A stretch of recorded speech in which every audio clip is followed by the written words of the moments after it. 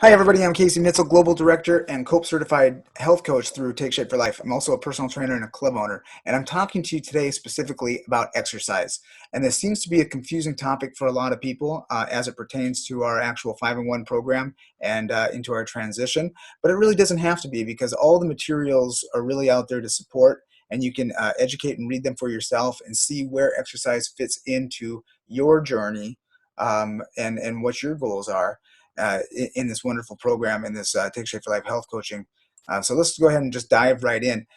Exercise. Well, we already know exercise is extremely important. If we take a look at Discover Your Optimal Health tip here from Dr. Wayne Scott Anderson in his book, Discover Your Optimal Health, one example is to add daily physical activity to your life. Exercise can increase your lifespan and improve your mental acuity. Physical activity has mental health benefits. It reduces stress, releases endorphins, and increases blood flow in the brain. So that right there sounds pretty positive to me. The American Academy of Neurology announced in October of 2012 that physical activity is even more important than mental activity for the brain, even more so than brain teasers, socialization, or crossword puzzles in terms of cognitive function. So again, very positive. So I just got a text message from a colleague and friend of mine, a personal trainer who focuses mainly on clients who have gone through cancer treatment. And a study that just came out talks about how exercise slows the growth of aggressive tumors, makes treatment more effective, and one bout of exercise's positive effects may last up to 2 weeks. So interesting. I'm just looking at my text message here so I could get that information right to you. So the core goals of habits of motion are to increase energy expenditure, optimize cardiovascular health, and then build strong, healthy bones and muscles. So we also know that from the previous slides that it can have a very positive effect on mental and emotional, as well as those disease-fighting abilities. So I'm not sure how you came into this program and what questions you might have on exercise, but here are two statements that I oftentimes hear people make reference to as they start our 5-in-1 program and in regards to exercise. And the first one is something like this: you can do our program and don't worry, you will not have to work out. And the second one is, now that you are starting this program, you need to stop working out. And I think both of these are inaccurate, and we need to address these. So first of all, a lot of people have seen amazing weight loss success without having to start an exercise program. And then once they feel comfortable, they can start an exercise program. If somebody already is currently working out, we don't necessarily need to stop them from exercising in order for them to see the benefits that they're going to get out of our 5-in-1 program. So you really have to come down and to the client's level and find out what are their specific goals and how does that fit in. So is there an exercise conspiracy or a no exercise conspiracy? Well, I really don't think there is. So I'm not sure how people got so confused. Dr. Anderson's Habit of Health, basically the book has a majority, not a majority, but a large section dedicated just to exercise. So you have chapter 16 that talks about healthy motion. You have the appendix E, which gives you a great outline of how to do your routine, how to stretch, and what exercises you could perform and what the rep ranges and counts should look like for somebody who's just starting out.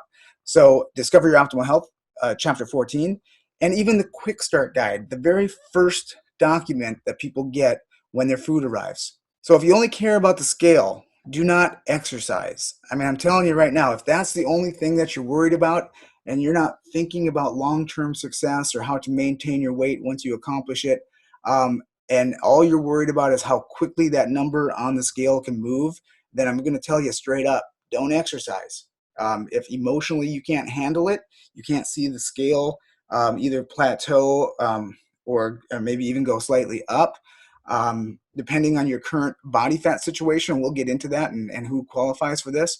Don't even start exercising if that's all that's important to you. But I'm telling you what, that's probably a big mistake because, well, you'll see the benefits coming up here. So let's talk about it. So in the event that you are hitting a plateau, this is out of the quick start guide.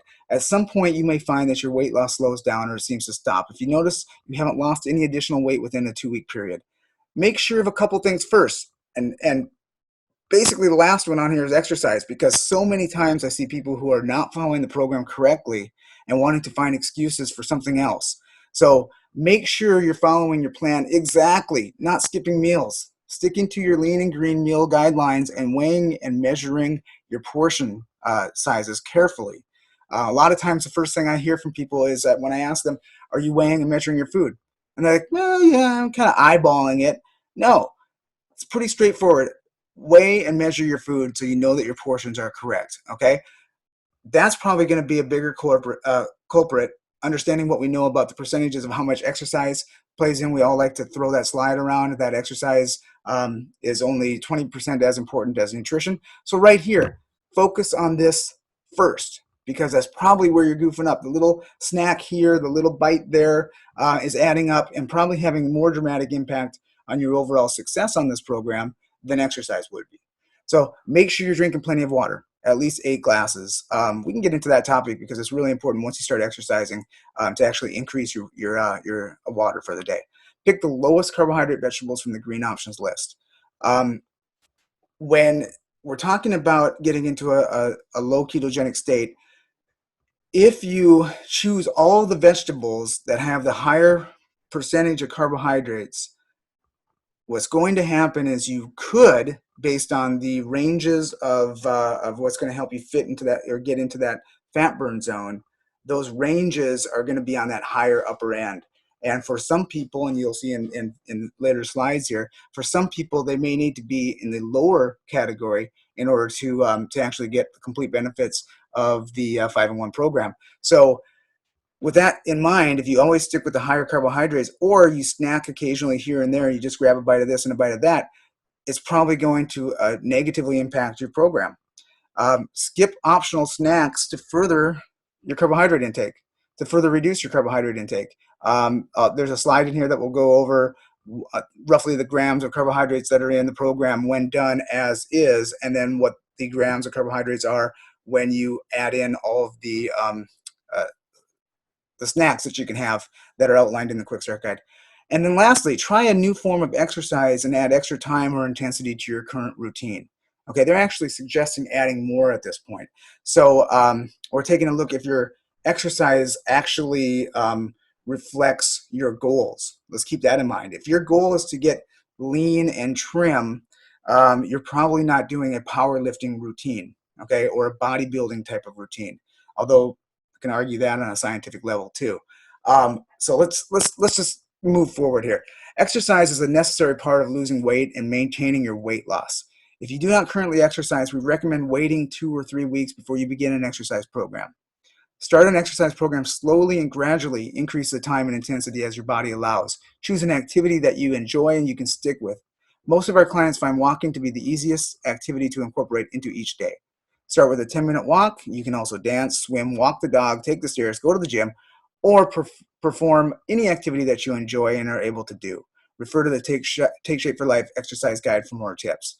Okay, so I want to talk about the too much of too many good things.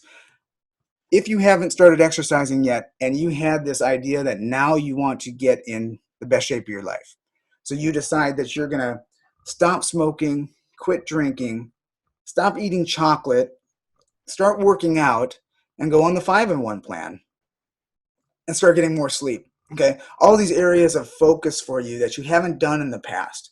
It's a lot of stuff. So as you can see from all of our materials, we talk about gradual daily changes and making a small adjustment over time so that this creates a long-term habit for you. So to think that you haven't worked out for years or months or years, and all of a sudden you're starting a new nutritional program, so you're going to immediately start working out. Although I love that idea because it's kind of like an all-in mentality, but it might be too much. It might be too much for you just based on an emotional habit-forming type of commitment.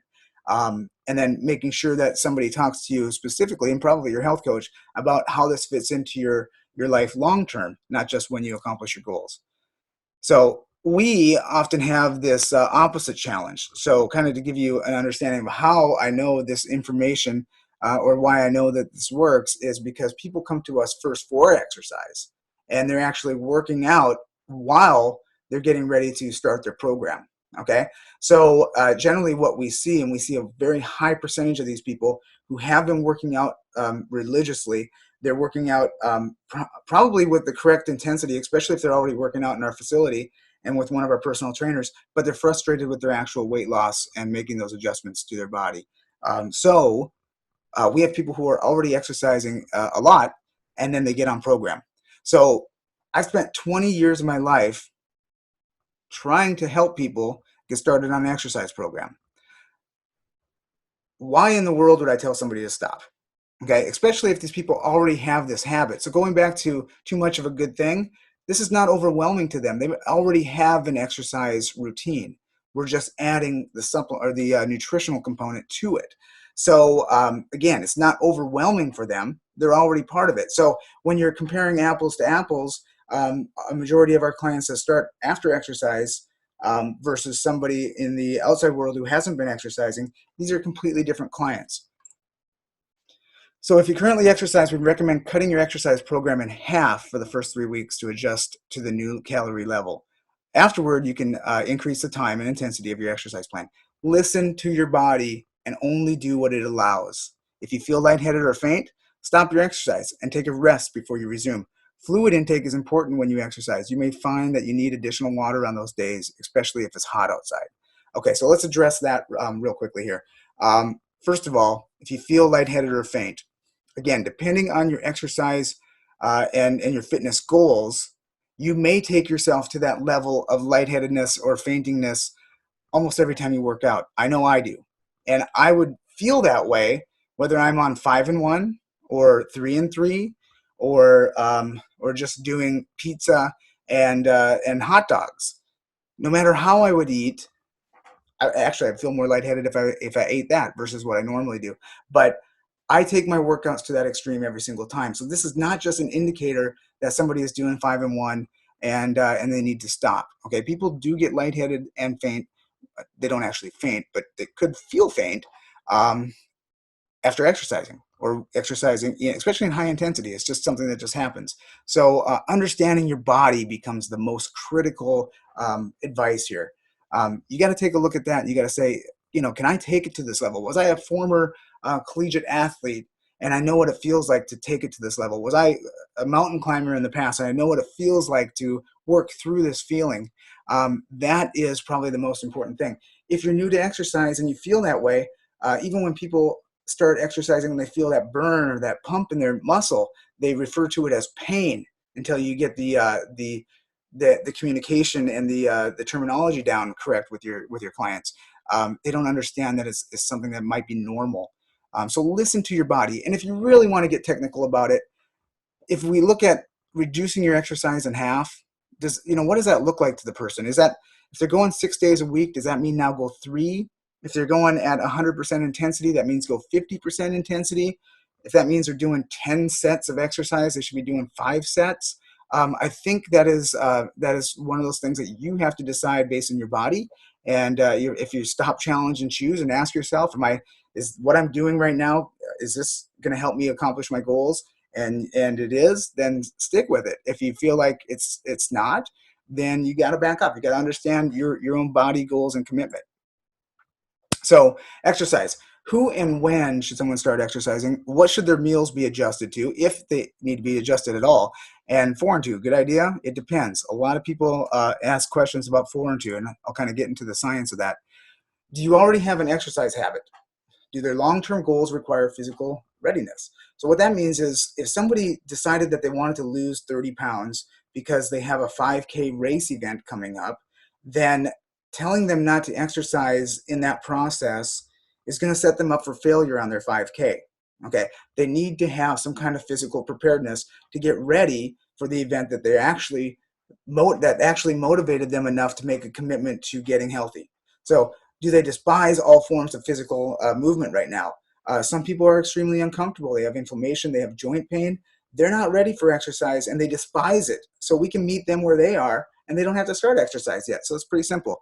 Are they an at-risk client? So at-risk client, let's talk about that. Obviously, anybody will tell you that these would be areas of concern for somebody who has a high level of fat and fits into that obesity category. So joint problems, possibility of heart attacks, high cholesterol, high blood pressure, type 2 diabetes, hernia, bone problems, deep vein thrombosis, trying to see my screen here, and arthritis. Um, these are obviously concerns, and the type of exercise program that would exist for this person would have to be adjusted according to their medical concerns, okay, and after physician's release. So that's a no-brainer. So obviously this person, if you said this person's not ready for exercise yet, I would say you're absolutely right, okay, or something very, very mild. It might be walking, it might be the recumbent bike, it might be something just really simple, just your daily NEAT activity, just getting people moving a little bit more. Okay, so when do we make that adjustment, or how do we decide who gets to work out and who doesn't when they're on program? So, you know, if we take a look at this BMI chart and kind of a visual of what people would look like at these BMIs, you know, does this person get to work out? Okay, if this person starts program today, but already started an exercise program, do they need to stop? How about this person? They've been at this weight their whole entire life, and now they just want to incorporate some exercise and fine-tune their nutrition a little bit with the 5-in-1 program. Do they need to stop exercise, or can they actually start exercising now that they got to this point? How about this person? I mean, I would say, you know, so many people fit that first category and are working out, doing marathons, doing all kinds of different things. So this person now, can we finally say that this person gets to work out now because they are at this level of BMI? I don't think so. All of these people should be able to work out and can gradually increase their intensity in their workout program as they need to. So another quote here from Dr. Anderson's Optimal Health book: if you are already at a healthy weight, then you'll be using the increase in calorie expenditure to get even leaner and also increase your energy intake. Okay, some people try to get you to focus solely on your diet, saying that energy-dense food cannot be overcome with exercise alone. They are right, but long-term weight loss cannot be maintained without increasing activity. So we've seen this thrown around all over the place. Health coaches like to use it to help create an awakening or stir the pot a little bit for people who might be exercising uh, too much. And what it really comes down to is they're not focusing enough on the healthy habit of nutrition. So some say exercise is the key to long-term success because although you may lose weight slowly, you have a better chance of keeping it off. They are right too. Okay, so this was actually borrowed from a motivational picture. The picture I felt was inappropriate for a mass audience, but losing weight means you will look good in clothes. Exercising means you will look good naked. Okay, that comes down to body composition. This picture right here is basically what I'm talking about. Is if the lean body mass and the structure underneath isn't toned and firmed, then basically you have that potential of just being a bag of bones. Pardon the analogy. There's a very simple solution. Create safe and effective weight loss by reducing your energy intake, thus creating results that are observable and self-motivating. Add in progressive movement as you feel better and have more energy, and finding a balance over time between your eating and your movement that is sustainable for the rest of your life. What often happens is they start the 5-in-1 program and on the outside, let's say, and then after a couple of weeks or even a couple of days, they say, I'm feeling so great, I want to exercise.